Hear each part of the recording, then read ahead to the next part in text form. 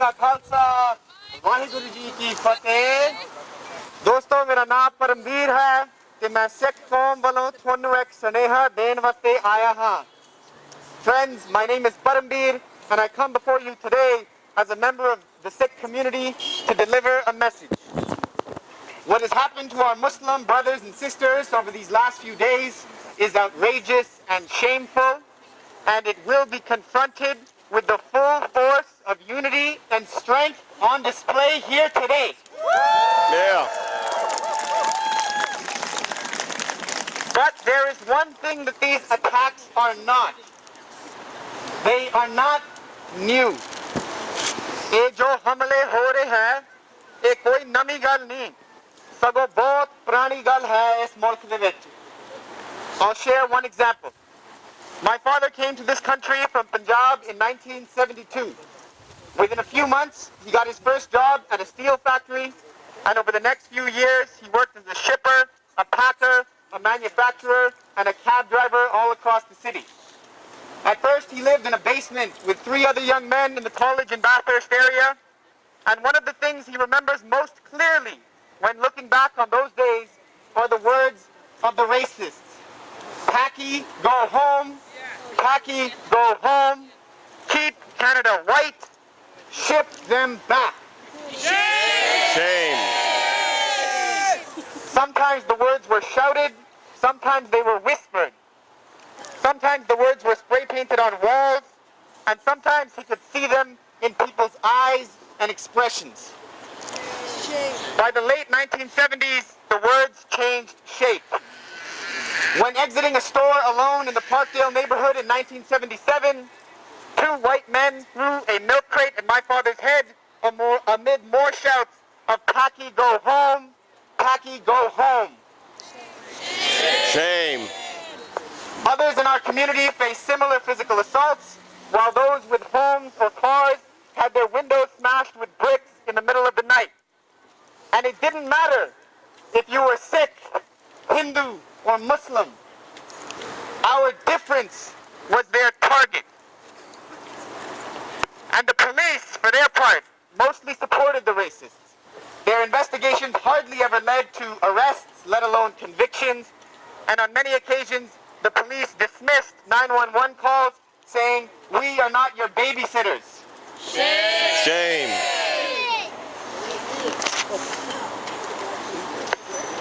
My friends, these were the conditions that led to the formation of a group called the East Indian Defense Committee in 1977. It was formed in response to the everyday violence of Canadian racism and founded on one core principle: the right to self-defense. Yes. If the state failed to protect immigrants from violence, then immigrants had not only a legal right, but a duty as conscious human beings to protect themselves.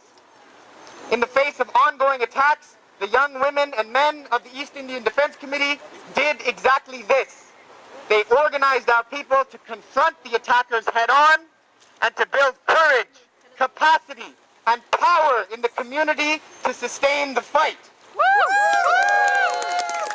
And it worked. By 1980, the attacks came to an end, not because the racists suddenly had a change of heart, but because they knew that their targets were organized and willing to defend themselves. And so the 1970s teach us an important lesson. Racists are cowards. They only operate when in a large crowd, or late at night, or when no one is looking. They are too cowardly, weak, and ignorant to carry out their hateful actions in full public view.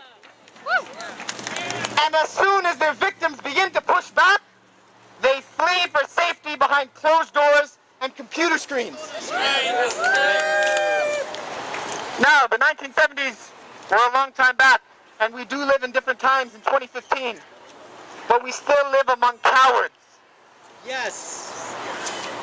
Cowardice is why the attacks over the last few days have targeted lone individuals with their backs turned. Cowardice is why the masjid and mandir in Peterborough and Kitchener were vandalized overnight under the cover of darkness. And cowardice is why none of these attackers have come forward to own up to their attacks, to their acts, and proudly face the consequences. And so the violence of the last week is similar in nature, in character, to the violence of the 1970s. And so I ask you, what should be our response? साडा जवाब की होना चाहिए लोगों? The history of the East Indian Defense Committee makes it clear that part of our response must be to organize in self-defense. Now this rally is one important step in that direction, as is the ongoing tireless community organizing work done by the Thorncliffe Reach Out Teach-In group on Sundays. Without organization, we exist at the mercy of society's prejudices.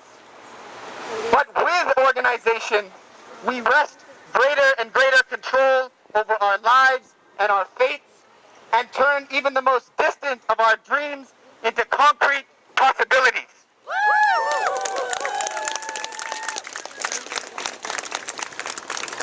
So I'd like to conclude here and say that just as we must remember that racists are cowards, the racists must be reminded that we are not merely victims.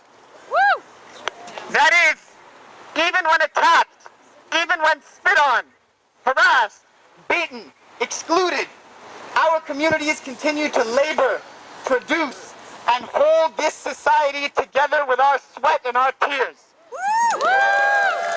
Yes. We drive taxis, work in factories, operate restaurants, raise and teach children, and care for the elderly. We practice law and medicine, become engineers, journalists, and professors, and run businesses. We establish religious institutions, produce culture, write poetry, publish books, and create art. And we do all of these things every single day of our lives, and it is on this basis that we are prepared to defend our place in this society to the finish.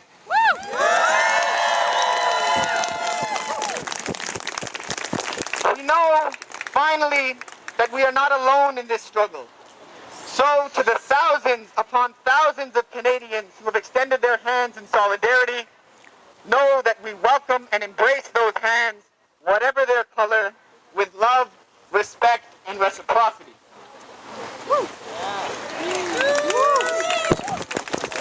And to the racists out there, who ever dare to raise their hands against one of our people again, trust that we know also how to raise our hands back. Thank you very much. Thank you to TRT. Solidarity forever.